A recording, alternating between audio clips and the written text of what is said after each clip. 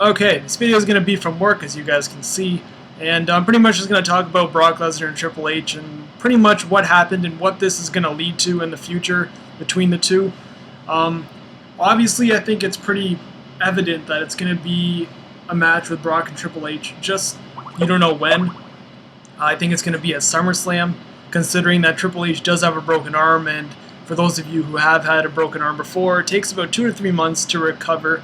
So let's say Triple H is back by like July-ish, but he might not even come back. He might be doing those vignettes like, Triple H returning, and then like he'll call out Brock Lesnar. He might come back, I don't know. But pretty much setting up the match for SummerSlam.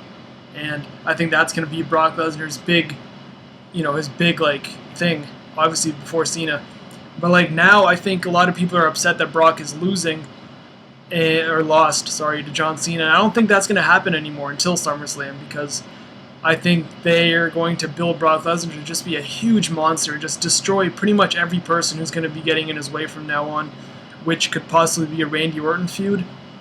I could see Randy Orton coming to the aid of Triple H, kind of like, this guy was, I had my beef with this guy, but I have respect for him, and, I never went as far to like, well, actually, Orton kind of punted his whole family in the head. I don't know. They'll work their way around it. And Sheamus is another one. I can see Brock challenging for the world title, but somehow, something happens. Because if you guys notice, Sheamus was the only one who was kind of staring down Brock Lesnar while he was walking to the back at Raw. But maybe I'm just looking too much into it.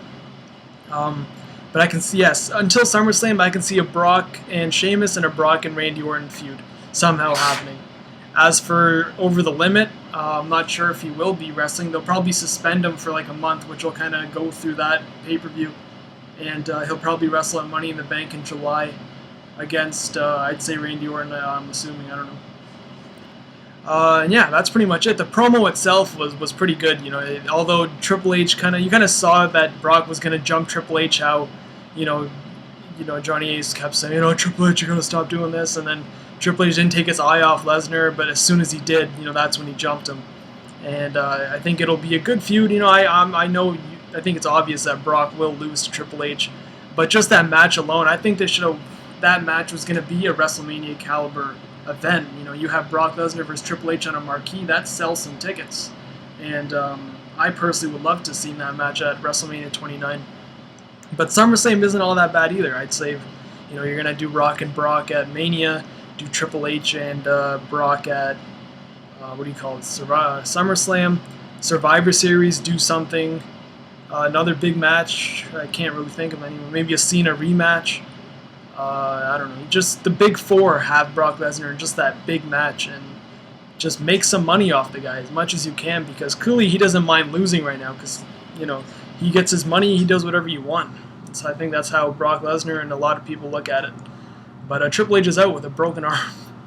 And it was so bad, man. King's just like, oh, did you hear it snap? I'm like, dude, he broke his arm. I just found it very comical altogether. But a good segment nonetheless. And that's pretty much my thoughts on Triple H and Brock Lesnar.